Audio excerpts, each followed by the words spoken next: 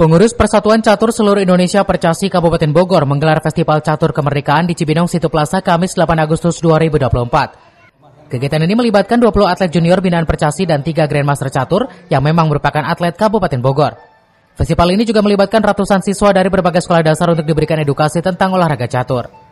Selain diikuti 20 pecatur junior dan perwakilan 40 kecamatan, kegiatan Festival Catur Kemerdekaan tingkat Kabupaten Bogor turut dihadiri ratusan siswa sekolah dasar serta 3 Grandmaster Catur Bumi Tegar Beriman, yakni MF Arif Abdul Hafiz, Wimdi Ajeng Tesinggi, dan MF Surya Wahyudi.